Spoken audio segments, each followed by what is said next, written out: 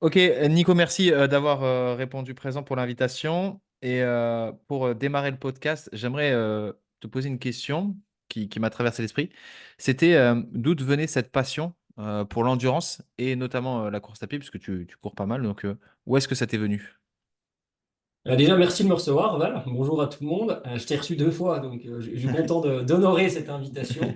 Voilà, la passion pour la course à pied et pour l'endurance au sens large, en fait, ça vient vraiment depuis tout petit. Le contexte familial, je le fais assez simple, hein, mais mon papa, mon tonton étaient en équipe de France de ski de fond, hein, étaient skieurs. Moi, où j'ai grandi, il y avait la piste de ski de fond qui passait à 10 mètres de la maison l'hiver et le terrain de foot qui était à 20 mètres. Donc très simplement, on faisait du ski l'hiver, on jouait au foot l'été, et puis après on allait jouer dans la forêt, etc. J'habitais en montagne, moi, enfin pas en haute montagne, mais dans le Jura. Et puis après, donc j'ai toujours fait ça. Ce qu'il faut savoir aussi, c'est que moi j'ai eu asthmatique allergique et quand j'étais gamin, j'étais sur une forme assez grave hein, où j'allais à l'hôpital. Et avec le premier, attention, hein, il n'y a pas besoin de larmoyer, hein, tout va bien. C'est peut-être important si on a un podcast sur la santé. Hmm. Le premier allergologue avait dit à mes parents que j'atteindrais pas les 20 ans. Donc en gros, il fallait me mettre dans une espèce de cage et me préserver de tout ce qui était possible et imaginable. Donc ils étaient allés voir un deuxième allergologue qui leur a dit, mais bien au contraire, il faut qu'ils fassent du ski, enfin du sport et même le ski de fond, par exemple, il n'y a pas de contre-indication, au contraire, surtout en compétition.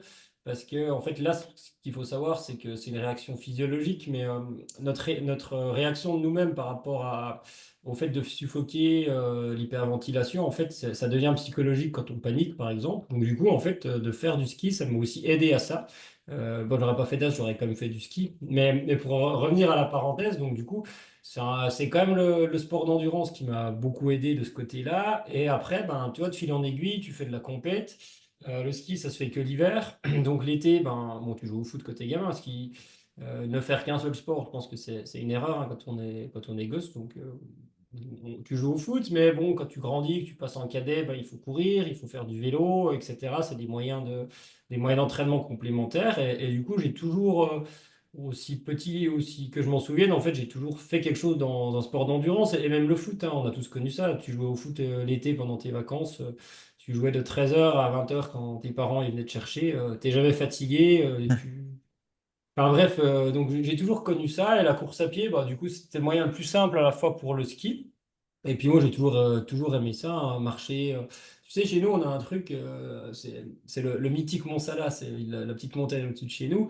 Et tu vas le dimanche, tu as tout le monde, enfin tout le monde, j'exagère, mais tu as des vieux de 80 ans qui y vont. Alors maintenant, ils courent plus, ils marchent, mais c'est l'environnement en fait qui m'a amené à ça vraiment. Et après, la course, ça reste le plus simple en fait. J'adore ça moi.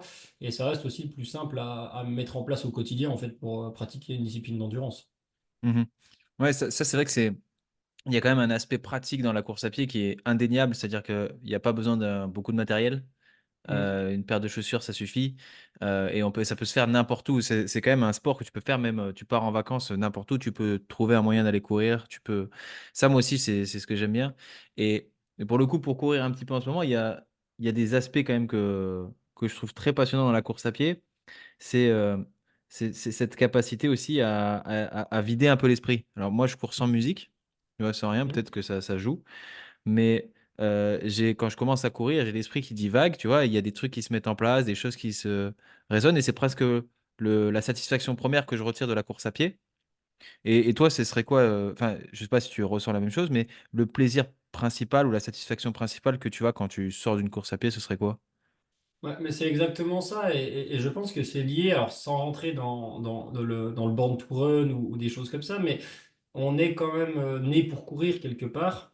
Alors bien sûr, il y a des adaptations à faire parce que le mode de vie a évolué, mais c'est quand même génétique. En fait, ben, on est descendu des arbres, on a besoin de glucose, il n'y a plus assez à bouffer, on s'est mis à chasser avec la chasse et l'épuisement, donc c'est quand même au fond de nous quelque chose qui est ancré en nous, et c'est pour ça qu'on retrouve ce plaisir-là justement de s'aérer et tout, parce que finalement, c'est ce pourquoi on est construit de base, hein, je pense. Hein, c'est à la fois appuyé scientifiquement et ce que je pense, et justement cette libération ou d'endorphine ou de cannabino, j'ai plus le nom, mais bon, ça a été prouvé que c'est quelque Cannabinoïdes, chose ouais. qui, voilà, exactement, qui peut faire ça. Et par exemple, tu le retrouves, je sais pas toi, mais l'ivresse du coureur de fond, qui est un phénomène qui est assez connu, tu le retrouves rarement quand tu cours vite, tu le retrouves souvent quand tu cours vraiment tranquille et tout, et d'un seul coup, c'est méga plaisant. Donc, bien sûr, c'est le plaisir, c'est avant tout le plaisir simplement de se déplacer d'un point A à un point B, de voir un paysage, de voir plein de choses.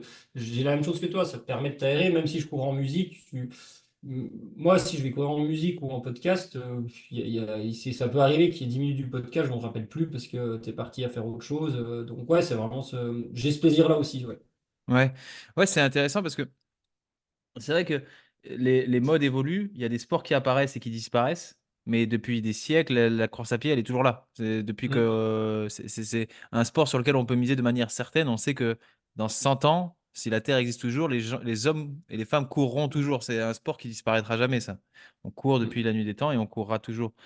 Et, et donc, du coup, moi, il faut quand même qu'on en parle parce que c'est quand même quelque chose qui m'a semblé extraordinaire. Tu as écrit un bouquin, c'est quand même pas quelque chose Ouais. qui est En commun. soi, c'est pas extraordinaire, mais En soi, c'est pas, ouais. bah, tout le monde ne l'a pas fait, c'est quand même, ça reste une sacrée performance. Et donc, c'est la préparation physique en endurance. Mm. Et de ce bouquin-là, du coup, c'était quoi la volonté dans le fait de vouloir l'écrire? Qu'est-ce que tu voulais transmettre? Un bouquin dont un chapitre a été relu par Monsieur Copin lui-même, je tiens à le préciser, donc Ouais, merci encore, ouais, non. sur la mobilité pour en parler. Bah, en fait, si tu veux, moi j'entraîne depuis. C'est vrai que j'ai pas trop présenté ce que je faisais, mais j'ai bossé pendant 10 ans avec l'équipe de France de ski, donc Mhm, notamment, j'ai eu plusieurs missions, mais sur la préparation physique du groupe relève, et j'avais déjà depuis un moment des sportifs amateurs, alors moins que maintenant où c'est le gros de mon activité que j'entraînais. Et en fait, j'ai simplement eu envie de transmettre l'expérience que j'avais, qui est la mienne, hein. D'autres expériences sont tout autant valables, hein, sur tout ce que j'avais sur des bouts d'Excel, des bouts de PDF, des carnets, de tout recompiler, de bien le mettre en page. Et en fait, l'idée que j'avais vraiment derrière, c'était de se dire que c'est pas si compliqué que ça. Même si j'ai écrit un bouquin de 600 pages en fait finalement, mais que contrairement à ce qu'on peut nous dire, l'entraînement est pas si complexe que ça. En tout cas, il faut pas le complexifier autant que certains le font. Après, c'est normal, hein. Quand tu complexifies, ça veut dire que tu dis aux gens, bah, si je suis pas là pour t'expliquer, t'es pas capable de faire. Donc ça, c'est une vieille ficelle marketing à laquelle j'adhère pas forcément. Donc je l'ai écrit vraiment pour se dire, ben il y a des choses simples à mettre en place, faites-le. Il y a des trucs, c'est sûr, c'est peut-être pas le meilleur truc du monde, mais en tout cas, ça fonctionne. Et quand tu lis le bouquin, donc la prépa physique de l'endurance, c'est pas un bouquin de musculation, c'est-à-dire qu'il y a une partie sur le renforcement musculaire, mais par exemple, ça me paraissait inconcevable de faire un bouquin qui aborde pas la programmation d'entraînement, qui aborde pas les séances spécifiques en course à pied ou en vélo ou peu importe pour développer les qualités. C'est vraiment un ensemble de choses. Donc, en fait, j'ai voulu donner une boîte à outils aux gens en disant bah, écoute, si tu n'as pas les moyens d'avoir un coach, si tu n'as pas le besoin d'avoir un coach ou si tu es simplement curieux, bah, vas-y, fais-toi plaisir, essaye. Ce que je te propose, tu le fais, mais tu peux le faire aussi à ta sauce. Tu peux bouger un petit peu les protocoles. Donc, j'ai vraiment écrit. Le but, c'était de transmettre, en toute modestie, bien sûr, hein, pour faciliter la tâche des gens, en fait. Parce que le rôle d'un entraîneur, pour moi, c'est de faciliter la tâche des gens, tout simplement. Donc, en fait, tu as créé un livre pour te mettre au chômage, quoi. Techniquement, on C'est est, ça. C'est on ça. est, on est pas Ouais, mais loin ça m'a quand de. même ramené des gens, mais Ouais. oui, oui, ouais. Ouais, Non, mais ouais, c'est vrai aussi. et en plus ça marche parce que donc là c'est une expérience personnelle hein, mais tu as aussi au-delà du livre créé un programme qui s'appelle du canapé au 10 km, c'est ça le nom Ouais, du oui. qui est disponible. Alors ça c'est quand même dans la musique, on a Jul qui fait des albums gratuits et dans le monde de l'endurance, on a Nicolas qui fait des programmes gratuits hyper complets. Donc c'est disponible pour tout le monde. Ouais. Alors, je me mets au chômage sans toucher un centime en plus, hein. Mais ouais, non, mais c'est. Quand tu vends les livres, c'est ça? Non, mais quand je donne le programme, c'est encore pire, Ah hein. ouais, Moi, quand ouais. je Ah vois les bah là livres, pour genre, le je coup, gagne quand oui, même on de peut pas l'argent, faire hein. mieux, hein. On peut pas faire mieux. Donc c'est sur Internet, il suffit de taper, on est d'accord, hein, du Ouais. canapé au du kilomètre et je C'est pense qu'on Zero to Ten. Je sais pas si zéro on tout le ten. trouve, je sais pas comment il est indexé, mais depuis ma page Instagram, dans les liens, Ok. on le trouve facilement. Ouais. Donc sur Agile Training, c'est la Mm, page Instagram, on peut avoir accès au mm, programme. Et ce programme-là, moi, je le distribue à tous ceux qui veulent se mettre au 10 km. Et du coup, on en parlait juste avant, je l'ai donné à. Donc, comme moi, je me suis mis à courir, mes parents et ma sœur se sont dit, tiens, si on courait, etc. À Nice, on a une course qui est le 10 km, qui est la Prom Classique, qui a lieu toutes Ouais. les années en janvier. Et du coup, ils se sont chauffés tous les trois à dire on fera la Prom Classique. Et du coup, je leur ai dit, bah écoutez, vous courez pas, moi j'ai un truc tout fait, gratuit pour ça. Donc du coup, bon, mon père, lui, il a décidé de le faire de son côté, mais ma sœur et ma mère suivent ce programme et vraiment, bah voilà, c'est un programme complet où dedans, en plus, tu prends le temps d'expliquer tout ce que tu as, tout ce qu'ils vont faire, Mm. le pourquoi, du comment, l'alimentation, le sommeil, les différentes allures.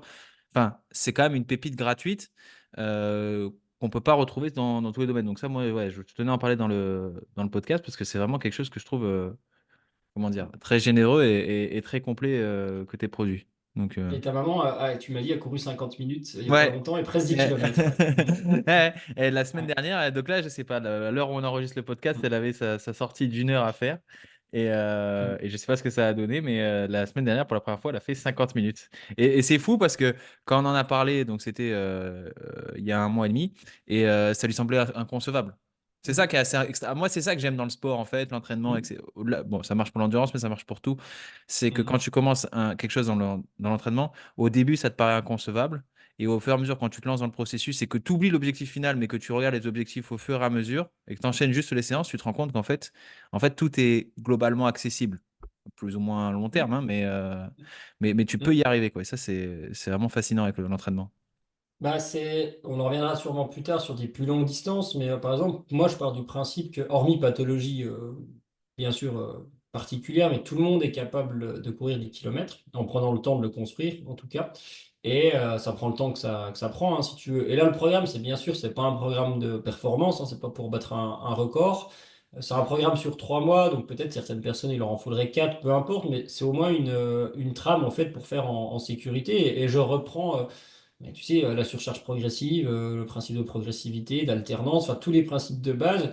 Et sauf que pour quelque chose comme ça, alors j'ai passé du temps hein, dessus, Ah oui, mais de moi le mettre aussi. gratuitement, j'ai pas le souci avec ça parce que je trouve que courir 10 km, c'est le premier pas vers la liberté, et enfin de courir en tout cas. Et ça devrait être accessible à tout le monde, et plutôt que de reprendre le principe de surcharge progressive, d'y mettre un nom marketing dessus et de revendre ça 300 balles, je Mhm. préfère le donner parce que c'est vieux comme le monde, en gros, hein. Donc je me mets pas au chômage, hein. Peut-être que les gens, Non. quand ils auront fait 10 ils viendront chez moi. En tout cas, ça me fait plaisir de le transmettre et il est loin d'être parfait, mais il fonctionne. Tous ceux qui l'ont fait, ils ont fait leurs 10 bornes sans problème. Ah ouais, bah moi, enfin, écoute, là, Mm, j'ai deux personnes qui le vivent en live, donc on verra, mais mm, pour l'instant, ouais, c'est clair qu'ils y sont. Et en plus, ça me fait rire parce que 300 euros, c'est probablement quelque chose que tu aurais pu en retirer quand on voit ce qui se vend ouais. et quand on voit le programme, on se dit que ça aurait pu être Mm. jouable, quoi. Mais enfin Je bon, suis un très, très mauvais vendeur en ligne de c'est ça. produits numériques, donc de toute façon, autant le donner. Et du coup, toi, tu cours beaucoup, t'as fait des Ouais. courses, tu fais des marathons, etc. Est-ce que tu préfères, à l'heure actuelle, aujourd'hui, réussir ton marathon ou faire réussir ton marathon? Faire réussir un Ah, marathon à un athlète. bah, c'est une vraie bonne question parce que quand tu mets un dossard, il y a quand même un ego, donc tu cours quand même pour toi. Donc ça, c'est vrai. Ouais. Après, pour la parenthèse, je recours depuis pas longtemps, ça me fait moins de 2 ans. Parce Mhm. qu'avant, quand je bossais à la Fédé, en fait, 6 mois dans l'année, avec le boulot que j'avais, je faisais un tout petit peu de ski pour le taf, mais je m'entraînais avec 6 mois, donc ça fait que 2 ans, je me suis remis à l'entraînement, même pas. Donc toi, le premier marathon, je l'ai fait au bout de 6 mois finalement. Et même si le reste de l'année, je faisais avant, hein, tu vois ce que je veux dire, mais du coup, mes ambitions sont un peu limitées, je fais avec ce que je peux. Mais les deux, en fait, parce que je suis autant content dans les deux cas, et j'ai envie de te dire, je suis autant content quand j'ai quelqu'un qui met 2h30 à un marathon, ce qui n'est pas moi, que quand j'ai quelqu'un qui, au bout de 2 ans, ben, elle a mis 4 heures, elle l'a fini. Tu vois, ça Ouais. c'est vraiment quelqu'un qui fait son UTMB. Tu vois, j'avais des gens sur l'UTMB, j'en ai une qui fait dans le top 30 féminin sur la TDS, et l'autre qui termine juste la CCC. Non, top 30 sur la CCC, l'autre qui termine juste la TDS, peu importe, mais j'ai la même satisfaction en fait, parce que on y viendra peut-être après. Ce qui m'intéresse, moi, c'est le projet. En fait, c'est d'aider les gens, leur simplifier la vie pour réussir un projet. Donc, je suis aussi content dans les deux cas, tu vois, franchement. Et par contre, c'est bien évident que je pourrais me garder plus d'énergie et m'entraîner plus si je passais moins de temps avec les gens que j'entraîne, mais ils me payent quand même pour ça. Et j'ai quand même un engagement, même moral avec eux, pour que ça réussisse. Ouais. Donc, je dirais, si je mets tout bout au bout, je mets plus d'énergie pour les gens que pour moi quand même. D'accord, ok. Mm. Et, et donc, du coup, ça, c'est une question voilà, que je voulais aborder aussi. Tu viens de parler de l'UTMB, qui est une course Mm. d'endurance. On a parlé des marathons. Est-ce que tu penses, de ton expérience, hein, il y a, je pense, enfin, il n'y a pas de, à mon avis, d'études scientifiques, je vois pas comment ils pourraient la faire, mais est-ce que tu penses que les courses de longue distance, donc on va dire à partir Mm. du semi-marathon et Ouais. plus, c'est affinité, euh, est-ce que c'est accessible à tout le monde? Est-ce que tout le monde est en mesure de courir un marathon? Avec de Oui. l'entraînement Mm. Mm. ouais, etc. Et du temps, évidemment. Hein. Ouais. Alors, bien sûr que oui. Faut pas être pressé selon d'où on vient. Tu vois, je prends le cas, une fille qui a fait son premier marathon, c'était juste, de base, c'était pas le projet, hein. Mais 2 ans plus tard, on est allé jusque-là, et je pense que les 2 ans, c'était le minimum pour qu'elle puisse le faire.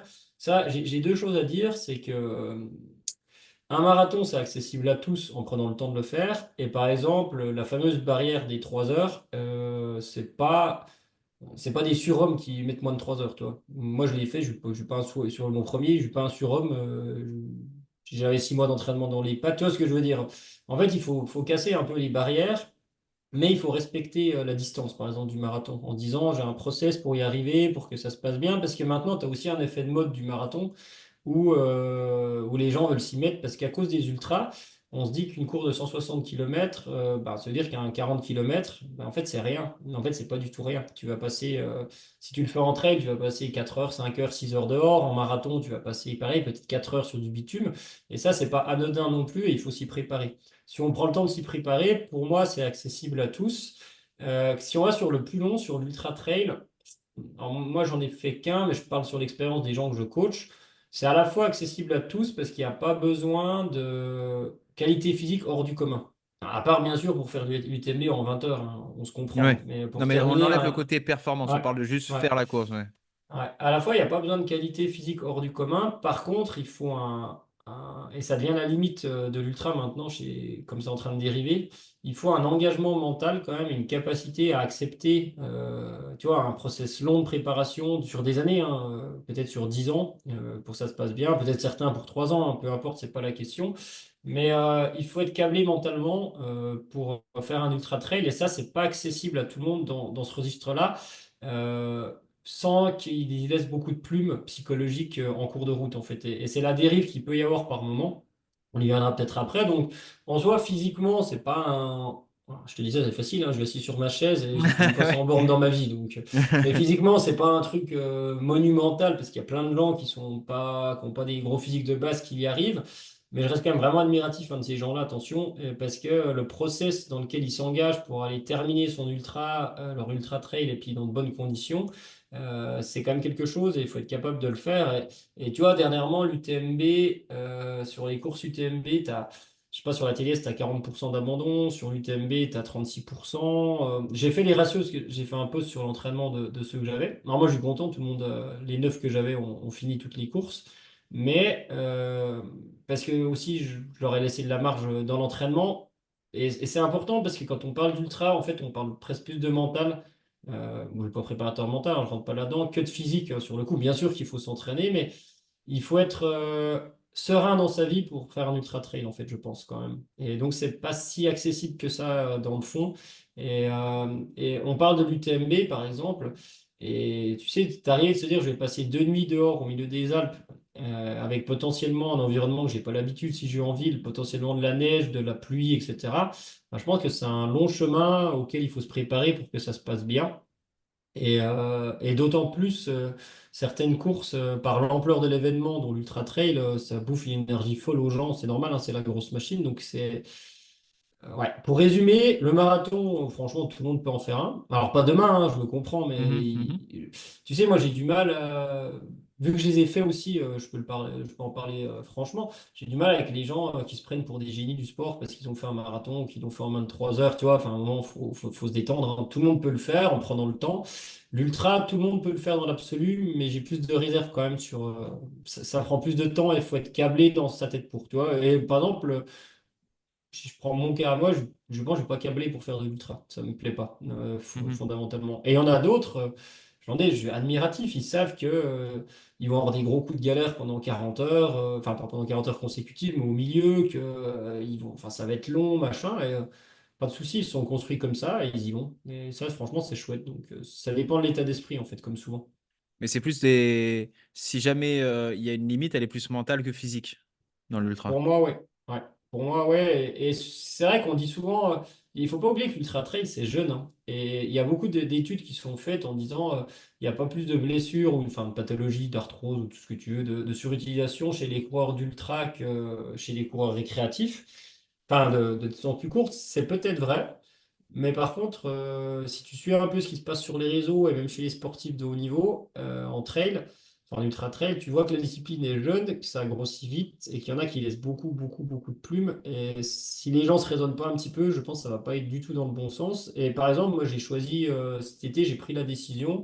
Par exemple, j'accompagne plus personne sur un ultra trail que je connais pas et que j'ai pas accompagné dans tout le chemin. Parce que ça reste quand même une pratique où de ce que j'ai constaté, alors attention, hein, il n'y a pas d'études, hein, c'est que de Bien sûr. l'observation. Tous les gens qui font de l'ultra n'ont pas une pratique borderline, mais par contre, la plupart des pratiques borderline se retrouvent chez les pratiquants d'ultra. Mais je D'accord. suis pas en train de les mettre dans une cage, hein, une Non, case, non, pardon, mais ouais, ça peut c'est une devenir délicat quand constatation. même. C'est une Ouais, c'est constatation une que tu as fait de ton constatation. expérience, qu'on va dire. Mm. Et quand tu parlais des dérives que pouvaient avoir des athlètes d'ultra, alors juste pour que ceux qui connaissent pas le comprennent, quand tu parles d'ultra trail, c'est donc des courses de au moins? Pour moi, après, il y a plein de conceptions différentes, hein, Ah mais pour d'accord, ok. moi, quand tu passes les 10 heures, tu vas commencer à être dans le long, et quand tu passes les 20 heures, ou même 15 heures, tu commences déjà à aller dans l'ultra. Après, un ultra, tu vois, un UTMB, c'est entre 20 et je crois que la barre, elle a 50 heures. Tu vois, il y en D'accord. a, ils disent, si t'as pas fait un ultra, si t'as pas fait une nuit dehors, c'est parce que l'on fait souvent en général. Enfin, toi, il y a plein de conceptions, mais Oui. je pense qu'en l'a, en dessous de 10 heures d'effort, c'est un entraînement qui est facilement assimilable. Je me comprends, hein, mais au-delà Mhm. de préparer des trucs de plus de 10 heures d'effort, ça nécessite quand même autre chose. Donc, on va dire, moi, je vais dire à partir de 10 heures, ouais. À partir Franchement, de ça, donc voilà. Donc tu disais qu'il pouvait y avoir des dérives chez les athlètes qui préparent des ultras, donc au-delà de 10 heures d'épreuve. C'est quel genre de dérive qu'on peut retrouver? Que si jamais quelqu'un s'y prépare, quels sont les signes avant-coureurs qui montrent qu'il est en train tout doucement de passer du mauvais côté de la barrière? bah, disons que ça sera les mêmes pour moi d'un côté que quelqu'un qui prépare un marathon, sauf que ça va Mhm. être exacerbé en fait. Et encore une fois, j'ai plein de gens qui ont une pratique saine avec l'ultra. Je salue Seb, je pense qu'il va nous écouter, qui vient de terminer ses 100 bornes dans l'UTMJ et qui va faire les 175 de l'ultramarin l'an prochain. Je l'ai eu ce matin, donc maintenant si tu m'entends, tu es obligé de t'inscrire. Lui, moi, il m'impressionne, il habite à Paris en plus sur sa sénitude, ça n'existe pas, mais sur son rapport sain à sa pratique, tu vois ce que je veux dire? D'accord. Par contre, je pense que les dérives, ouais, c'est les mêmes dans le sens où, bah, tu sais, c'est cette peur de manquer. Et c'est-à-dire que, attends, si je vais pas faire cette séance ou si je vais pas faire ça, ça va mal se passer. Alors, c'est humain, hein, bien sûr, quand on a un projet, mais sauf que c'est exacerbé parce que, en fait, il faut bien se dire qu'une séance longue, quand tu prépares un marathon, je fais des comparatifs, c'est entre 2 et 3 heures, tu vois, dans l'absolu. Et tu fais une séance de 2 à 3 heures sur de la fatigue. Ah, si ton entraînement a été bon avant, en 3 jours, t'es remis. Enfin, je me comprends, mais c'est pas la fin du monde. Sur d'ultra, quand tu as des séances d'entraînement de 8 9 heures, tu vois, pas toutes les semaines, hein, mais je me comprends, bah, c'est déjà plus la même chose, tu vois. Et c'est cette peur de toujours plus, de manquer de dénivelé, de manquer de distance. Tu vois, il y a plein de choses comme ça. Et quelque chose que j'ai remarqué quand je prépare le 100 bornes, bah, c'est qu'en fait, quand tu as l'habitude de sortir courir 2 3 heures facilement. En fait, quand tu sors 1 heure et quart, 1 heure et demie, tu as l'impression que tu es sorti 30 minutes. Et cette dérive, ça s'insinue de plus en plus. Et elle n'est pas mauvaise dans le fond, c'est qu'est-ce que tu en fais derrière. Donc, c'est vraiment ça qui. C'est même pas tant la course, tu vois, c'est aussi multiplier les ultras dans l'année. Enfin, il y a plein de dérives, je pense, qui sont. Et puis, cette charge mentale.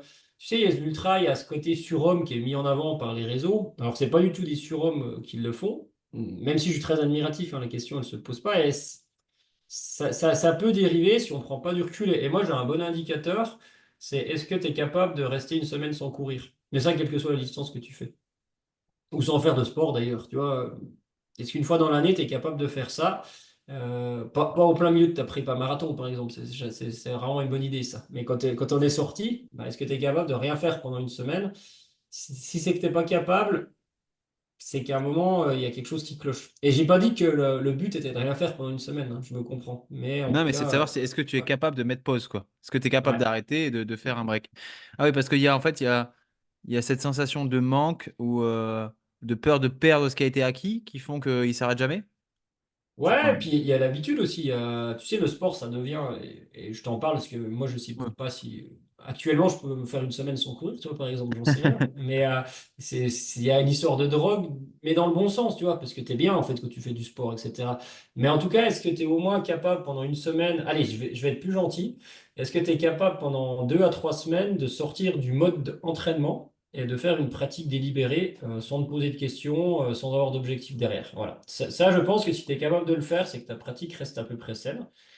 Si tu n'es pas capable de le faire, c'est qu'il y a sûrement peut-être quelque chose qu'il faut un petit peu, sur lequel il faut réfléchir. Et ça, tu peux le retrouver forcément plus facilement dans des disciplines ultra, de mon point de vue, pour deux raisons. La première, c'est parce que les volumes sont tellement aussi élevés que ça amène à ça, et c'est normal, hein, il faut faire des volumes élevés pour que ça passe. Et la deuxième, c'est que sûrement que le format ultra attire aussi des personnes qui ont besoin d'en faire beaucoup. Donc, tu vois, c'est, et c'est pour ça que ça revient à ta question initiale, enfin ma réponse, c'est que la capacité à réussir un ultra, elle est plus psychologique que physique finalement, et notamment sur le recul qu'on est capable de prendre par rapport à sa propre pratique.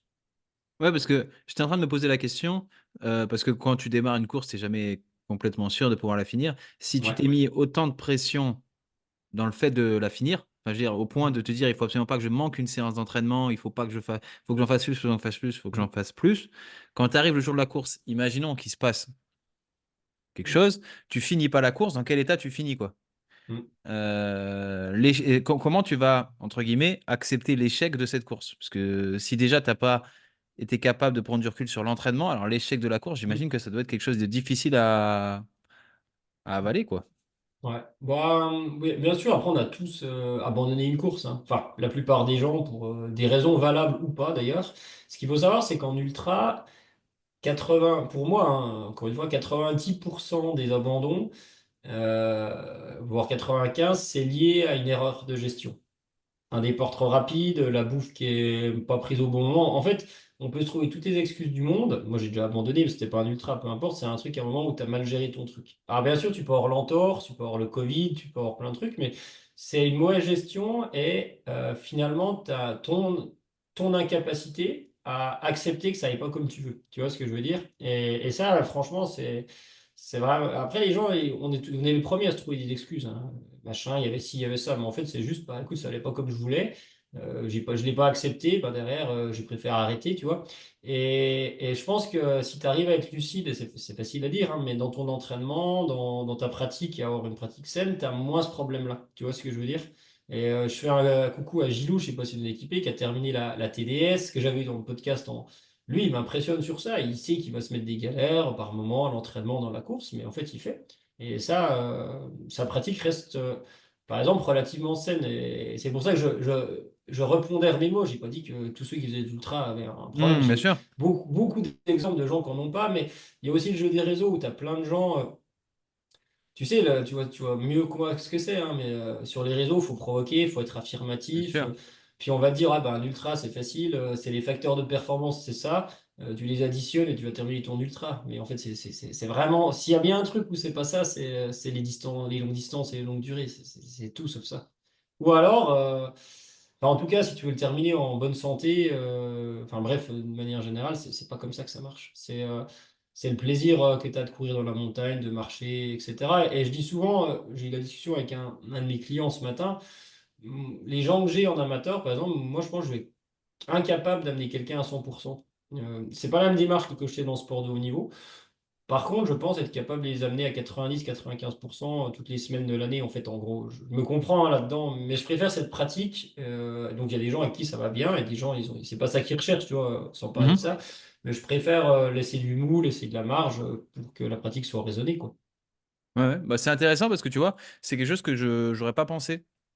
Donc c'est intéressant d'en parler. J'avais même pas prévu dans le dans le fil rouge du podcast, mais ce sujet de dérive, il est intéressant et en plus, je pense que alors il est probablement exacerbé par les courses ultra parce qu'effectivement, comme tu passes, tu as un gros volume, tu passes déjà beaucoup de temps à t'entraîner, donc tout doit être un petit peu exacerbé. Mais tu vois, par exemple, quand je pense à une autre discipline qui est à la mode et que j'aime, que j'adore critiquer, qui est le CrossFit, par exemple, Mhm. tu vois, c'est vraiment, c'est l'amour vache quoi avec le CrossFit. C'est-à-dire que je trouve Ouais. que c'est un super sport vraiment qui a des bienfaits extrêmes, mais la manière dont c'est pratiqué et souvent enseigné, je trouve que du coup ça détruit un peu le truc.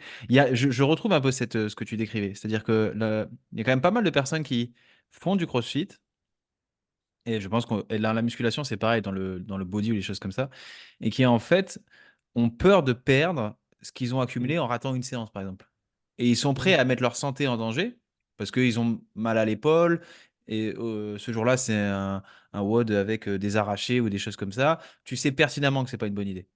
Je veux dire, t'as mal à l'épaule, tu vas devoir enchaîner des pull-ups et des arrachés, tu sais que c'est pas une bonne idée, mais pour autant, tu as peur de rater la séance et tu vas le faire quand même. Et je trouve que cette frontière, enfin, c'est bien que tu en aies parlé parce qu'elle est présente dans beaucoup de sports et je pense que c'est bien d'en prendre conscience. Alors, on ne donnera pas, enfin, on n'est pas psychologue et on va pas Mhm. en débattre dessus, mais c'est important de se poser la question de savoir est-ce que je suis capable aujourd'hui de pas m'entraîner et de bien le vivre, quoi. Mhm. C'est ça le truc, c'est. Bah, tu vois, sur CrossFit, j'ai le même avis que toi, parce que en plus, alors pas sur la planif, parce que, enfin bref, mais sur la prog ou sur des contenus de séance, il y a des trucs super chouettes qui, moi, m'ont inspiré, Ah tu oui, vois, donc j'ai beaucoup de respect avec ça. Le problème, il y a deux choses, en fait, là-dedans, je pense. C'est que le CrossFit, quelque part, c'est comme un ultra trail, dans le sens où c'est pas des surhommes qui le font, hein, on va pas se mentir. C'est d'ailleurs pas des spécialistes, tu vois ce que je veux dire, de chaque discipline, mais c'est extrême dans le sens où il faut maîtriser plein de trucs. Donc en fait, le pareil pourrait être fait avec de l'ultra trail hein, en fait sur ça, et du coup, tu as toujours peur forcément de manquer un peu par rapport à ça. Et moi, l'avis que j'en ai, c'est qu'à mon avis, si tu veux un sport un peu complet sur une bonne santé, plus tu fais de focus, moi ça va marcher, mais ça c'est autre chose. Je ferais de l'Irox si je vais plutôt faire quelque chose de global. Mais ça, c'est qu'un avis. Et, attention, mais en fait, c'est le rapport à la compétition, oui, c'est finalement, qui ça. est, qui est délétère ou pas. Parce que souvent, on dit toujours, ah, la compétition, c'est délétère, t'es à la rupture. Oui et non, t'es à la rupture parce que c'est toi t'imposes toi-même d'être à la rupture, tu vois. Je dis souvent, bien sûr, si tu vis des championnats du monde ou des Jeux Olympiques, c'est pas la même pression, c'est pas les mêmes enjeux. Moi, j'ai eu la chance d'y aller 3 fois. Alors, pas en tant qu'athlète, en tant que staff. Oui, bah, c'est pas la même chose que le trail, même que l'UTMB. Hein, c'est le niveau de pression, c'est pas les mêmes. Hein. Mais pour les athlètes, mais n'empêche, là, en UTMB, il y a eu beaucoup d'abandon parce que le niveau augmentant, la discipline étant jeune, ils sont tous un peu à la limite, tu vois, pour arriver vraiment à parfait. Mais en fait, dans le fond, eux, ils sont à 20 minutes près sur un UTMB, à part les 10 premiers qui à 20 minutes près sur un UTMB, ou à 2 heures près. Pas grand Mhm. monde, en fait, finalement. Et ton rapport à la compétition, il n'est pas forcément. La compétition, pour moi, c'est pas négatif du tout, parce que ce qu'il faut pas oublier derrière, c'est que quand tu as une compétition, un objectif, tu as un projet, tu construis des étapes pour y arriver, et tu vois, pour le bien-être général, pas que physique, mental et tout, en plus, si tu réussis ton projet, tu gagnes des années de vie hein, finalement là-dedans. Donc je suis pas du tout en train d'enlever ça. C'est plutôt derrière à quel moment tu dérives en me disant bah, c'est pas le moment. Et je dis souvent en fait que enfin tes gamins, tes potes ou tes parents ou machin. En fait, toi, je prends l'exemple d'un marathon que tu le mettes en 2h50, 2h52 ou 2h45. En fait, à part toi et puis tes trois potes le jour même, personne ne va s'en souvenir et personne. Et que tu mettes 2h45 ou 3h15, et 95% des gens vont dire, ah, bah, c'est bien, t'as fait un marathon, quoi.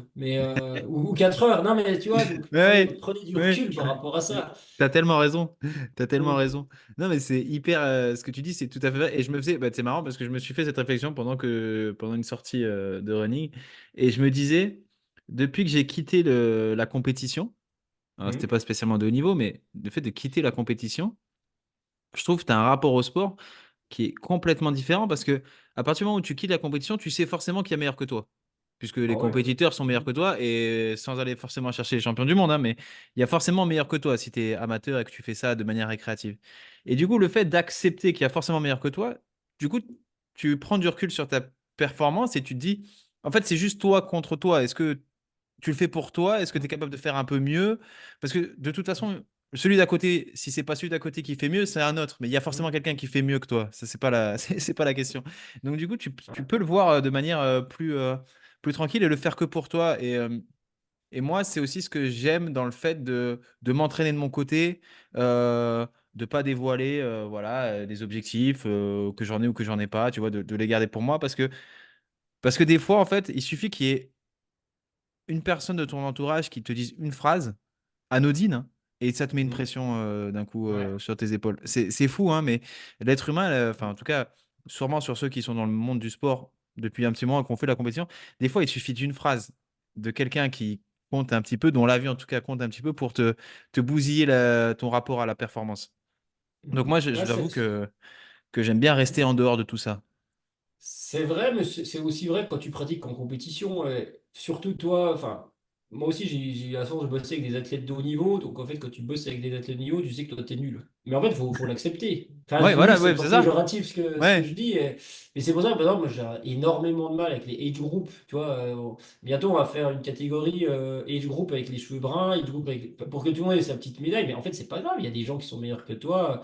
Tu vois, je l'ai dit en rigolant. J'ai fait un trail la semaine dernière. Il m'annonce deuxième master. Toi, à l'arrivée, ça te met le coup au moral. Mais heureusement qu'il n'y a pas eu de podium. Enfin, tu vois ce que je veux dire? Bah écoute, t'as fait 15e, t'es deuxième vieux, bah écoute, c'est bien. Il y en a quand même toujours 14 qui vont, 13 qui vont, enfin, 16e. Enfin bref, t'en as toujours 13, 14 ou 15 qui vont plus vite que toi, ou 100 ou 200. Ouais. Mais enfin, c'est pas grave. Enfin, tu vois ce que je veux dire? Et... Mais le rapport à la compète, enfin, pour moi, il est important, la compétition, enfin, la performance, mais pas de haut niveau, hein, sa propre performance. Après, j'ai été bercé comme ça, moi aussi, hein, mais parce que c'est structurant dans un projet, en fait. C'est simplement ça. Après, il faut pas dévier, que ça devienne, que ça te bouffe. Et je leur dis la phrase, hein, enfin, si vous m'écoutez, tout le monde s'en fout de votre perf à 2 minutes près, hein, ou à 1 heure près, Ouais, une franchement. heure après. Ouais, Par vous, franchement. ah, par vous. Mais faut être satisfait pour vous, hein, et tout le monde s'en fout de la mienne, hein, je vous rassure, hein. Mais ça n'empêche pas que là, je vais faire mon deuxième marathon. Ben, je vais essayer d'aller plus vite que le premier, parce que c'est ce Oui. qui me drive. Mais c'est toi par rapport à toi. C'est-à-dire Bah que ouais. tu fais pas ça pour impressionner quelqu'un d'autre, quoi. Ah, je vais faire un peu le malin, mais si j'y Oui, arrive, oui, parce ça va qu'on bien reste aller humain. Et vite. puis si tu la rates, tu seras déçu. Si tu fais moins bien, tu seras quand même Ben, déçu, etc. Mais ça, c'est humain. Mais ouais, puis c'est c'est de la c'est ton déception saine. rythme. Ouais. C'est de la Oui. déception saine. C'est pas, tu vas pas rentrer dans une dépression parce que au lieu de le faire en 3 heures, ou tu l'auras fait en 3h15, quoi. Tu t'en Non, remettras mais 2 jours après, tu t'en remettras, quoi. j'espère quand même y aller plus par le bas, tu vois. C'est plus sous les 2h50. Enfin, peu importe, mais tu vois, il y a de l'ego qui parle. Mais en plus, ça dépend tellement de ton référentiel, des gens que tu as. Parce que tu me dis quelqu'un qui fait 2h30 au marathon, par exemple. Pour moi, je peux pas les faire, tu vois. Et je me dis, il court vraiment vite. Mais en fait, si tu le mets dans un milieu de l'athlète de haut niveau, bah, 2h30 c'est vraiment lent. Ouais. Et toi, c'est toujours ça. Et l'autre fois, il y avait un débat sur Irox. Putain, ils vont à 3,45 au kilomètre. Super, sur 1 kilomètre, c'est nos allures marathon, un peu de chaussures. Et on est nul par rapport au premier. Et je critique pas Irox, c'est Ouais, pas la ouais, non, bien question, sûr, mais bien sûr. Mais il il faut faut, remettre dans le faut contexte, juste, quoi. faut juste être lucide par rapport à chacun. Puis en fait, on fait avec ce qu'on a. Et puis tant qu'on s'éclate, c'est l'essentiel, hein. Ah ouais, ouais. Mais c'était, bon, on le connaît tous les deux, et c'était Loïs Robin Monaco qui m'avait, pour la première fois, on avait fait une intervention, on avait fait une espèce de présentation et tout sur la performance. Et en gros, il avait on avait, enfin, c'est surtout lui pour le coup, sur cette présentation-là, il avait défini 4 profils. Et en gros, il avait choqué tout le monde parce que, en gros, tant qu'on n'est pas. En fait, si tu veux te savoir quel niveau tu as, tu dois te référencer au meilleur. Bah ouais. Logique. Et du coup, en fait, quand tu commences à te référencer au meilleur, tu te rends compte qu'en fait, tu es nul. Mm.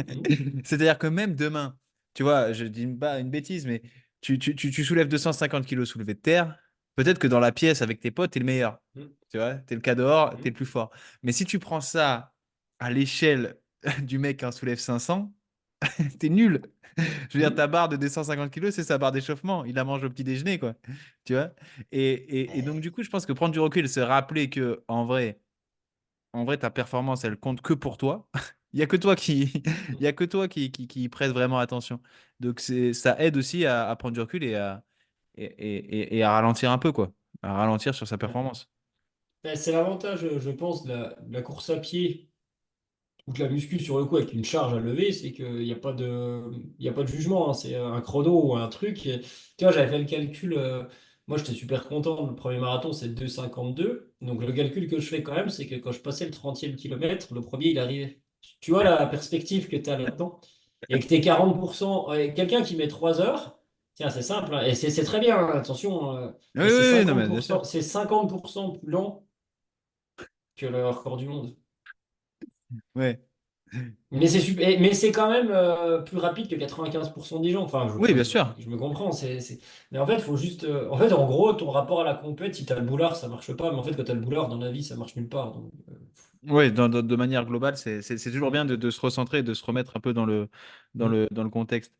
Et bon, du coup, parce que pour parler de dérive, on a dérivé sur, sur les sujets. Ouais, Et là, il y a une question qui, pour moi, est vraiment, je me posais la question parce que là, il y a eu le record ouais, je sais même pas si ouais, ça doit être tablé dans les records du monde de Kylian Jornet, qui a ouais. parcouru, je sais plus combien de.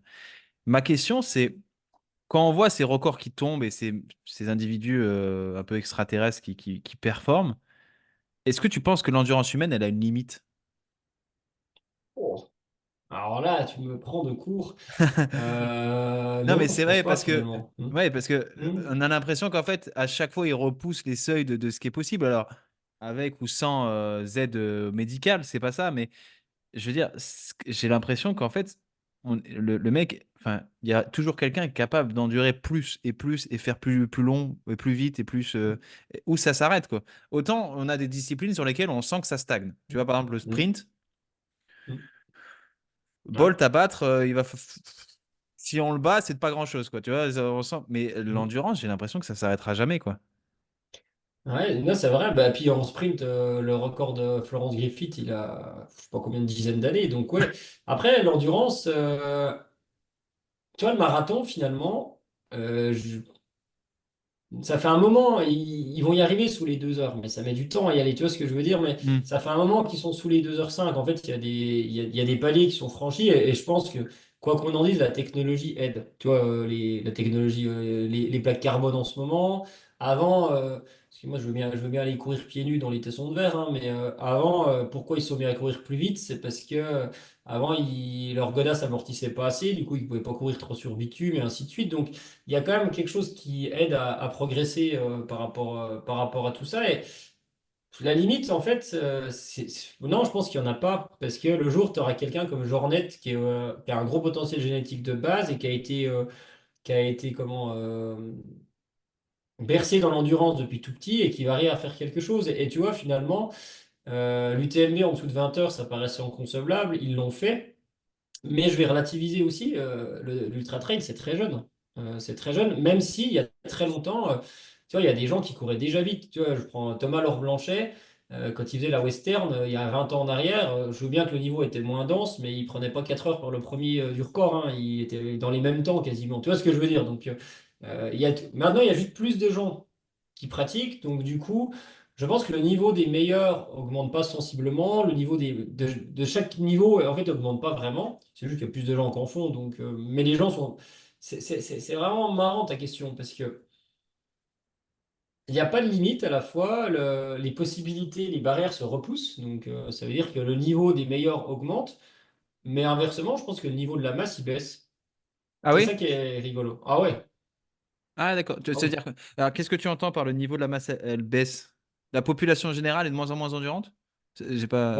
Ouais, ben, tu vois, je prends l'exemple sur un. Parce que c'est sûr que maintenant, en plus, grâce aux nouvelles technologies, on est des êtres sublimés grâce aux data. Mais tu vois, je te prends, pour ceux qui connaissent l'endurance, Sierzinal, le record de journée, il est en 2h25 je crois, enfin, un peu moins de 2h30. Mais il courait déjà autour de 2h30 il y a 30 ans en arrière. Sauf que tu avais moins de monde qui le faisait. Par contre, le temps moyen a augmenté parce que aussi les gens, il y en a plus qui le font, donc forcément ça augmente. Mais parmi tu vois, des gens qui le couraient en 3 heures, tu vois, et autour de 3 heures, Sierzinal, je te donne l'exemple dans mon village, il y en a trois, hein. Mon tonton, mon papa qui était pas loin, et puis mon truc, puis il courait en basket, c'était pas celle de maintenant, et puis sauf qu'il faisait 30 ou 40e au lieu de faire 150e, c'était pas ça la question, mais il y avait. Il y avait déjà des gens, enfin, tu vois ce que je veux dire, il y avait c'est juste il y a plus de gens qu'en font, mais le niveau a pas forcément augmenté, tu vois. Pour moi, en tout cas, chez la masse, c'est juste qu'il y a plus de gens qui en font, mais je suis pas sûr. Je pense que c'est même à la baisse, tu vois. Parce que quelqu'un qui s'entraîne. Tiens, bah si, je te donne l'exemple, hein. Euh, Eux, peut-être quelqu'un qui s'entraînait 8-10 heures par semaine, qui était un peu doué, était capable de faire, enfin, de courir un peu vite. Des gens qui s'entraînent 8-10 heures maintenant, bah, peut-être qu'ils vont te le taper en 3h30 4 heures, tu vois. Et je suis pas sûr que ça a augmenté tant que ça le niveau. Par contre, la barrière des meilleurs, elle se repousse. Ok, ah, c'est intéressant ça. Mm. Ok. Et- Attention, hein, j'ai pas de preuves, hein, c'est Non, mais c'est une que. Mm. constatation. Non, non, mais de toute façon, Mais c'est ça juste plaît pas aux un avis. gens, hein, quand je leur dis, bah ouais, mais on n'est pas plus fort que nos parents. Mais c'est vrai, Mhm. parce que nos parents avaient aussi, enfin, pour beaucoup de générations, des activités en extérieur quand ils étaient gamins qu'on a de moins en moins maintenant. Donc, tu peux pas d'un côté dire le sport, enfin, il faut s'entraîner pour être bon, et puis te dire, bah, si je fais 40 minutes en cumulé d'activité physique par semaine quand je suis gamin, je vais être plus fort plus tard. Tu vois, ça marche pas comme ça. Ouais, mais tu sais que cette réflexion, elle était faite avec quelqu'un qu'on connaît aussi, avec Frédéric Cossé, là, euh, Ouais. parce que il était choqué parce que son père, il me semble que c'est son père, ouais, Hmm. son père avait claqué le semi, donc 21 kilomètres en 1h17 Ouais. à l'armée et il avait fini Hmm. deuxième. Et du coup, il se disait, putain, mais bon, Fred, déjà, il en est très très loin, c'est assez évident. Oui. Ah, il a essayé, je le connais. Mais non, non, non. Il essaiera peut-être un jour, mais quand il Ouais. aura fini, quand il fera sa première sortie Ouais. quand il commencera à courir plusieurs fois par semaine, ça va vite le gonfler et Ouais. il retournera sur ses barres. Mais moi, je me suis fait la réflexion et je sais personnellement qu'aujourd'hui, je ne l'ai pas, tu vois, malgré que je Hmm. m'entraîne un petit peu, mais je sais que je ne l'ai pas. Euh, et il disait, enfin, son père, il était à l'armée, quoi. Tu vois, donc il s'entraînait, mais il avait pas, il se levait pas le matin en se disant, tiens, il faut absolument que j'améliore mon semi, quoi. C'est juste qu'il s'entraînait, Hmm. il faisait ce qu'il avait à faire, etc. Et que le jour où il fallait courir 21 bornes, il les faisait en 1h17, quoi. Et du coup, on s'est quand même rappelé. Et puis, il parlait aussi de, je crois, je sais pas, dans la famille Cossé, je pense qu'ils ont une génétique particulière, mais je crois que c'était son grand-père ou quoi, qui avait une force. Il disait, Hmm. il y avait des anecdotes sur lui qui avait une force exceptionnelle. Enfin, à mon avis, d'une génération à l'autre, ça passe force, endurance, force, endurance. Hmm. Fred, il a la force, il a pas Hmm. l'endurance. Mais, mais je pense que, honnêtement, moi, et puis moi, je vois mes grands-parents, enfin, je sais pas, avant, ils étaient câblés différemment. Je sais pas, ils mangeaient autre chose au Hmm. petit-déj. Je sais pas, il y Hmm. avait un truc, mais ils étaient plus forts, quoi. Ils étaient vraiment plus forts, je pense. Je pense qu'à l'époque, on aurait donné à ces gens qui avaient, à mon avis, déjà une vie plus difficile que nous aujourd'hui, les mêmes moyens qu'on a aujourd'hui, ils auraient battu des records, hein. Hmm. Oui. Des records actuels, ils les auraient battus, je pense, parce que franchement, Hmm. ils étaient physiquement et mentalement forts, très forts. Donc, je suis pas si surpris que ça quand tu dis que le niveau moyen de la population, elle baisse. Alors, les meilleurs s'améliorent parce que la technologie, les connaissances sur l'entraînement, Ouais. etc., progressent. Donc, eux, ils en profitent et font des meilleures perfs. Mais je suis pas si surpris de savoir que la population moyenne est moins forte physiquement, en endurance que avant. Ça, pour le coup, ça me surprend pas trop, quoi. Et encore une fois, ceux qui nous écoutent, il faut pas le prendre mal. Non, C'est un ouais. avis, un constat, et Ouais. je m'inclus dans le lot aussi. Après, vu que la course à pied est plus accessible, tu as toujours plus de monde qui va en faire, donc potentiellement une pyramide qui est plus large, mais le prorata de gens qui couraient et qui étaient bons, je pense qu'il était meilleur avant que maintenant. En fait, C'est c'est un que fait, un quoi. avis. Comme ça, ouais, enfin, c'est un fait. C'est même pas un fait, c'est un avis. Peut-être qu'il est faux, Ouais. mais c'est un avis que je partage, que je n'avais pas forcément remarqué, mais que je partage. Et même quand je Mm. vois dans moi qui squatte un peu plus les salles de muscu que, bon, en ce moment un peu moins, mais un peu plus les salles de muscu que les pistes de course, quoi. Même en salle, je vois les anciens. Alors, après, c'est toujours pareil. Tu connais cet ancien qui vient te voir et qui te dit, Mm. moi, à ton âge, Oui, oui. tu Mm. te poses toujours la question de est-ce que c'est vrai ou est-ce que c'est pas vrai? Parce que des fois, ils te sortent des trucs un peu bizarres. Mais si on part du principe qu'on a confiance qu'ils avaient été, ils faisaient des trucs de dingue avec beaucoup moins, quoi. Donc, je pense qu'avec les mêmes moyens, ouais, ils auraient explosé quelques records, quoi. Quelques Après, records. je pense ah, je vais la dire poliment, mais ils se masturbaient moins intellectuellement que maintenant aussi. Ils Ouais. faisaient que ce qu'ils avaient à faire, quoi. Au-delà de l'envie au-delà de l'épigénétique et de la génétique de base, tu vois. Mhm. Bah, ça c'est ce que tu disais. C'est l'univers des données aussi, des datas qui sont arrivées. C'est-à-dire qu'aujourd'hui, bah, alors moi, je sais que quand je cours, en gros, je prends ma paire de baskets, quoi. Ça s'arrête à peu près Mhm. là. J'ai mon chrono pour savoir, en gros, quand est-ce que je dois rentrer. Bon, des fois, je me rate, j'oublie Mhm. de rentrer, donc je suis quand même en retard, mais Mhm. ça s'arrête là. C'est vrai que j'ai jamais été fan. Souvent là, quand je poste quelques sorties et tout, on me demande quelle est ta fréquence cardiaque. Mm. Ils me demandent des données. Mm. C'est des données que j'ai pas du tout, quoi. Et d'ailleurs, qui m'intéressent vraiment pas. C'est ce que je sais, c'est que je suis sorti, Mm. j'étais plutôt bien, pas bien. J'ai couru tant et je suis rentré et basta, quoi. Et demain, je recommence. Je pense que ça serait pas suffisant si tu voulais te qualifier pour les prochains JO. Ouais, c'est pas. Voilà, juste là. Ouais, Non, mais tu vois ce que je voilà. veux dire? Ouais, ouais. Pour tout le reste, pour courir pour te faire plaisir et tout, je pense que c'est largement suffisant. Et tu vois, par exemple, la nutrition, je pense qu'une partie des records tombe parce qu'il y a des gros progrès qui ont été faits sur la nutrition à l'effort. Par rapport à avant, c'est vrai. Mais les gens, au lieu de se dire, ben, j'en regarde que l'essentiel, ils vont aller chercher à optimiser. Alors, soit ils vont plus bouffer de sucre, soit, avec des trucs que du gras, soit ils vont bouffer, vouloir absolument prendre 90 grammes de glucides par heure. En fait, il y a tellement d'infos dans tous les sens que tout le monde veut tout optimiser, mais on oublie de mettre un pied devant l'autre et de partir s'entraîner et de se dire, bah écoute, c'est cool, je vais aller courir. Et puis, si je cours 2 fois dans la semaine, c'est bien. Bah, si je cours 3 fois, je serai meilleur. Et si je cours 4 fois, je serai encore meilleur. Je résume, hein, mais Mhm. ça reste quand même ça, hein. Ouais, dans l'ensemble, c'est quand même ça. D'ailleurs, c'est intéressant. C'est quoi pour toi les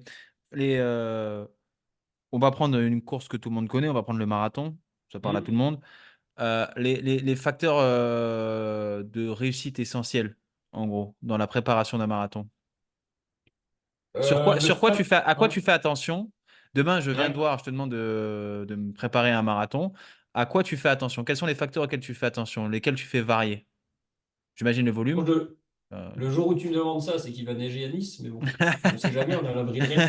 Eh Euh, ben, on a de plus en plus d'inondations, hein, donc ouais, faut faire gaffe. ouais. Le premier, c'est la fréquence, déjà.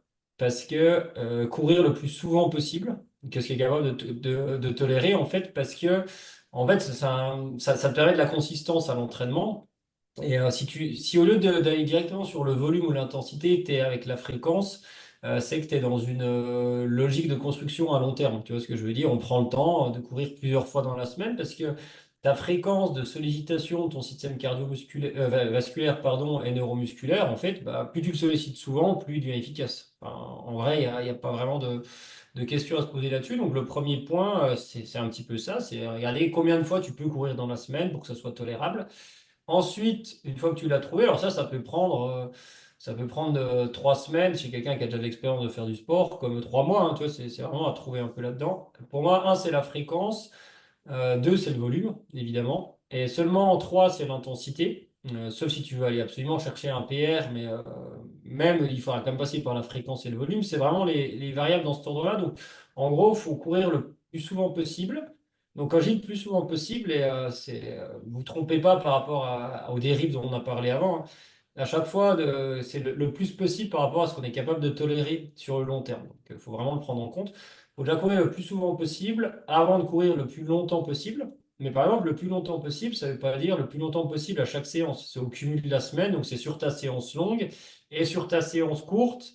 Combien de temps tu es capable de courir sans te refatiguer pour la séance longue qui va arriver, tu vois ce que je veux dire. Donc, Mhm. et ensuite, le plus vite possible. Alors, le plus vite possible, c'est pas en sprint, tu vois ce que je veux dire, mais c'est Ouais. l'intensité, c'est dans ce schéma-là. Et sur un marathon, en vrai, je pense le premier enjeu, enfin les deux facteurs limitants qui feront qu'un marathon se passe pas bien, c'est un, la mauvaise gestion, comme sur un ultra trail, hein, il n'y a quand même pas de secret. Partir comme un idiot, je sais pas, quelqu'un qui va mettre 4 heures et qui part sur une base de 3h30, je vois pas comment ça peut bien se finir. C'est ce que j'ai fait à mon trail la semaine dernière, donc j'en parle en connaissance de cause. Oui, j'ai Le- vu que tu avais passé ça. Bah, tu vois, le premier SMI, c'était un 42 bornes, le trail avec 1200 de D+. Le premier SMI, il y avait 400 de D+, je le passe en 1h33, donc j'étais un peu. Avec le recul, je voyais pas comment ça pouvait bien se terminer après, donc j'ai eu des crampes. Enfin bref, je termine là-dedans, c'est la mauvaise gestion. Et quand on dit mauvaise gestion, c'est de la mauvaise gestion de l'alimentation. Parce que c'est un concours de bouffe, en fait, le marathon, finalement. Il faut t'alimenter régulièrement. Donc, c'est particulier le marathon parce que l'effort est pas très dur en soi. Tu vois, c'est pas un 10 bornes où tu es au rupteur ou un 5000. C'est un truc où tu es bien en dessous de ce que tu es capable d'aller au maximum, de ton VO2 max, par exemple. Alors bien sûr, plus les gens sont forts, plus ils s'en rapprochent, mais ça reste sous maximal quand même. Et donc du coup, l'erreur à faire, c'est de se dire, ben, Ouais, bah, vu que c'est facile, je bois pas, je bouge pas, ça va tout seul. Et là, ce fameux mur, il arrive par rapport à ça. Donc, c'est vraiment régulièrement et à l'entraînement, et à la course, et dans de l'économie, en fait, c'est vraiment de l'économie. Et le deuxième point qui peut coincer, plus que le cardio, parce que en vrai, finalement, si tu cours régulièrement, ton cardio, il va tenir hein, sur un marathon, parce qu'il est sous maximal. C'est le musculaire quand même. C'est ça qui peut pêcher quand même. Et c'est pour ça que la fréquence et le volume et aussi l'intensité, mais quand même la fréquence est super importante parce que si tu sollicites, si tu t'habitues à courir, à mettre des impacts tous les 2 jours ou tous les jours, hein, ben, ton système musculaire il est quand même plus habitué que si tu le fais que tous les 3 jours, tu vois. Donc c'est pour ça que la fréquence est quand même d'entraînement, elle est quand même vraiment importante. Je sais pas si j'ai D'accord. répondu à ta question. Oui, oui, tu as très bien répondu à ma question. Donc, ça veut dire que, en gros, pour toi, il y a trois critères qui sont la fréquence, le volume, l'intensité. D'ailleurs, ils sont dans cet ordre-là.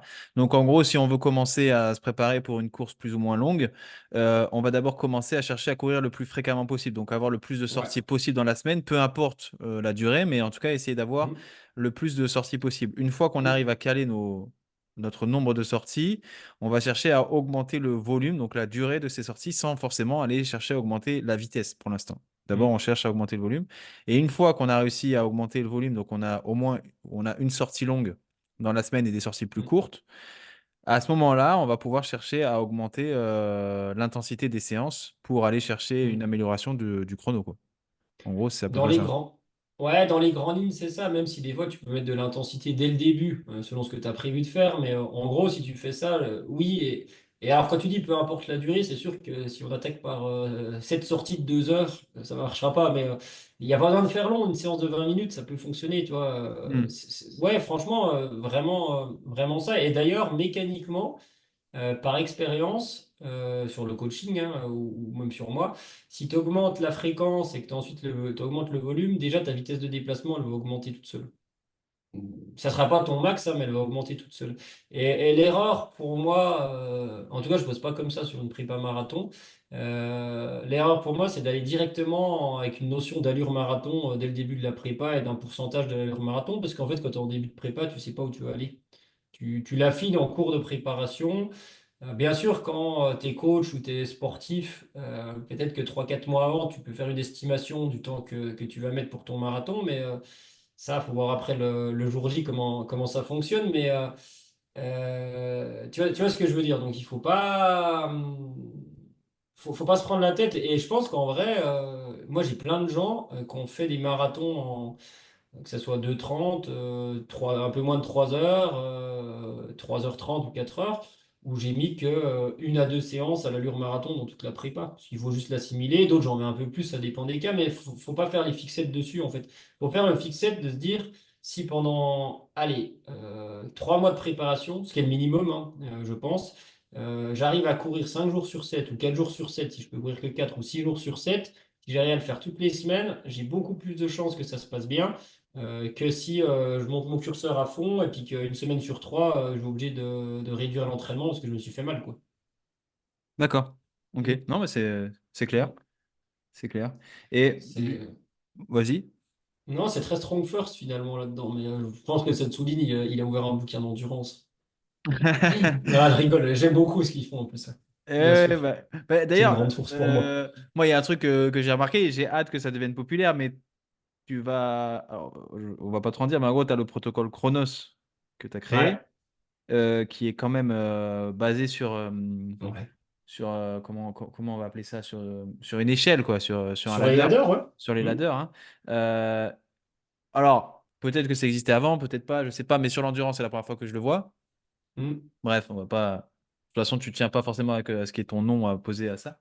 Mais je pense que c'est un truc qui va devenir, qui va Mm. devenir intéressant parce que tous ceux à qui, bon, forcément, ils suivent le programme, mais tous ceux à qui j'ai conseillé de suivre donc du canapé aux 10 km, là, de 0 to 10, c'est le truc qui ressort. Ils me disent, ah, la séance du 2-4-2 ou des choses comme ça. Tu sais, je dis, ah, je sais de quoi tu Mm. parles. Je sais de quoi tu parles et tout. Ouais. Ils en parlent tous. Et je pense que ça, c'est un truc qui a inspiré un petit peu d'un univers autre que l'endurance et comme Ouais. quoi qui montre qu'il y a des transferts qui sont faisables, quoi.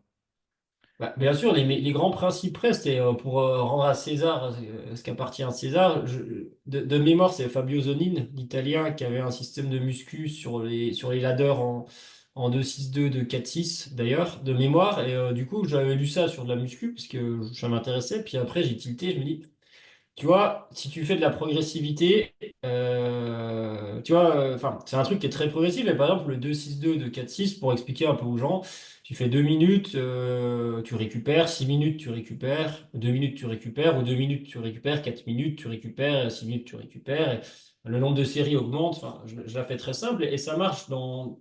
En fait, ce qui marche dans l'entraînement, c'est la progressivité et l'exposition, en fait, finalement. Mhm. Et ça marche dans 0 to 10 au début, ton 2-4-6, il peut être 2 minutes de course, tu marches, 4 minutes de course, tu marches, et quand tu vas dans l'intensité, 2 minutes vite, 1 minute tu récupères, et ainsi de suite. Et c'est un truc qui marche très bien parce que le vrai enjeu de l'entraînement, pour moi, c'est de normaliser l'effort en compétition. C'est qu'en fait, quand tu fais prendre des parts de ta compète, tu dises, ouais, mais en fait, finalement, c'est pas un truc de fou, quoi. Alors, bien sûr, ceux qui font l'UTMB, puis là, j'en ai à la diagonale des fous, tu peux pas faire un UTMB à l'entraînement. Donc ça, c'est encore autre chose. Mais tu essaies de Ouais. te rapprocher de la normalisation comme ça. Et je pense que, ouais, c'est un truc très bête, très basique, qui marche. Et je rentrerai pas dans les détails quand tu le fais au tempo, parce que je l'ai bossé pour qu'il y ait d'autres choses qui se produisent aussi. Mais c'est un truc très simple à mettre en place. Et ça te permet, en fait, c'est bête, mais mécaniquement, tu vois, quand tu fais un système de ladder, tu joues sur deux curseurs, l'augmentation du volume et l'augmentation de l'intensité au fil des semaines. Et là, tu as gagné le truc, en fait. Parce que chez certaines personnes, le protocole Chronos, quand tu as 5 fois 2, 4, 6 à faire, ça te commence à te faire des belles séances. Et ton volume, du coup, tu vois, finalement, si tu as une base fixe en semaine et que ton intensité sur un système d'échelle, elle est que le samedi, bah, en fait, au petit à petit, ça se transforme en sortie longue. Et tu sais, j'en ai un, il m'a fait sur le 5 fois 2, 4, 6, il m'a fait 32 kilomètres au total, avec l'échauffement, tu vois? Donc, Ouais. ça devient des longues. Bah, il préparait un marathon, ça tombe bien, mais c'est, tu vois. Ouais, bah Bah c'est bien. ouais, les choses simples. Et bien sûr qu'il y a des passerelles à faire, et encore plus chez Strong First, je trouve que la méthodologie, elle est, pour moi, elle est super bonne sur beaucoup, beaucoup de choses, et je m'en suis quand même inspiré sur ces protocoles-là. Même Hermès, c'est pas un copier-coller, mais j'avais dit un truc une fois, tu vois, tiens, c'est cool, le rebond. Enfin, toi, il y a plein de trucs à aller chercher ailleurs, tu vois. Après, regarde un C'est- 5x5, hein, tu le fais en muscu ou tu le fais au seuil, hein, c'est vieux comme le monde. Je sais pas qui a inventé quoi, mais Non, mais c'est intéressant de voir un peu l'inspiration qui vient des autres milieux. Et bon, on y a, mine de rien, sans le vouloir, on en a un peu parlé et j'ai trouvé ça vachement intéressant. Euh, c'est la question qui clôt le podcast. oula. Et c'est la question du coup que je pose à tous les invités, c'est comme c'est donc le nom, c'est puissance santé. On a parlé pas mal de sport et on a parlé de santé aussi. Ce serait si jamais tu étais dictateur en France, que tu avais les pleins pouvoirs, on va dire, monarchie absolue, qu'est-ce que tu imposerais pour améliorer la santé des gens? C'est ma question. J'adore. T'as pas le droit de dire un Ah, marathon, hein? T'as pas le droit de dire un marathon pour tout le monde. ce que j'imposerais, Bah, qu'est-ce que tu changerais quoi pour améliorer la santé des gens? ouais. Non, bah, imposer, je vais essayer d'être dictateur. Ça te correspond tellement pas en plus. Non, bah non. J'imposerais l'obligation pour les enfants de pratiquer 3 activités physiques différentes dans l'année, à raison de 4 à 5 fois par semaine. Je ne parle pas de D'accord. compétition. Ouais, ouais.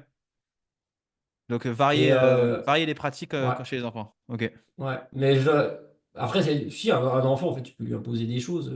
C'est comme aussi de l'éducation, mais des choses qui leur plaisent, tu vois ce que je veux dire. Mais j'imposerais ça. Et puis, j'imposerais, alors je vais pas me faire des copains, mais je baisserais drastiquement le. Parce on se dit toujours le budget de la culture pour augmenter celui des sports. Parce que. Et Dieu sait si j'aime lire, si j'aime aller au cinéma, c'est pas ça la question, mais si tu regardes les budgets, c'est quand même pas les mêmes ratios. Donc, tu demanderais le budget sport. Ouais, mais bon, faut bien les prendre quelque part, hein. Et- Ils se débrouilleront. T'es dictateur, t'as tous les ouais. droits. Tu trouveras l'argent. C'est Bah trop. non, après tu taxes. Moi, j'adore boire un coca quand je vais aller courir, hein. Mais si demain on me disait que mon coca valait 10 balles, ben, je serais pas choqué dans le fond, Ouais, ouais, ouais. hein. Bah, Mm. Bon, à d'accord. Nice, c'est pas cher 10 balles, mais à À Livra, Nice, le c'est coca à cher. 10 balles, c'est la moyenne. Mais d'accord, ok. Donc, du coup, ouais, essentiellement, essentiellement, donc varier, ça c'est intéressant, c'était jamais revenu, mais c'est intéressant, c'est varier les pratiques physiques des enfants, des enfants, quand ils sont jeunes, j'allais dire, mais c'est des enfants. Ouais. Ok, Mm. intéressant. J'interdirais les age groups dans les classements. Les age group, c'est trop sectaire, ça fait mal. Ok, bah en tout cas, merci beaucoup Ouais. d'avoir pris le temps Ah, de faire merci, ce man. podcast. C'était très Mm. intéressant. J'ai beaucoup aimé cette partie, notamment sur les dérives et l'aspect psychologique dans la préparation des ultras et des courses d'endurance. C'était très très intéressant. Donc merci beaucoup et j'espère que ça aura intéressé les auditeurs. Pour Ouais, rappel, j'espère aussi. Pour rappel, donc Nicolas, vous pouvez le suivre sur Instagram, donc c'est Agile Training. Dans sa biographie, il y a les liens et notamment vers ce programme dont on a parlé là de 0 to 10, qui est gratuit et vraiment très très bien. Et puis il y a ce livre qui fait partie aujourd'hui des livres références sur l'endurance en français, il n'y en a pas beaucoup, qui s'appelle La préparation physique en endurance. De l'endurance. De l'endurance. De Ça va l'endurance. quand même. Mm. Voilà, merci beaucoup. Ouais, merci. Et puis que les gens se trompent pas, je ne juge pas dans tout ce que j'ai dit. M'étant moi-même blessé ce printemps en faisant trop, avec pas mal de voyages et pas de Hein. récupération, ma pratique était border à ce moment-là. Je préparais un sans borne, donc je juge personne, Ouais, bien au ouais. contraire. Non, mais c'est Faut bien d'en juste- avoir parlé par contre.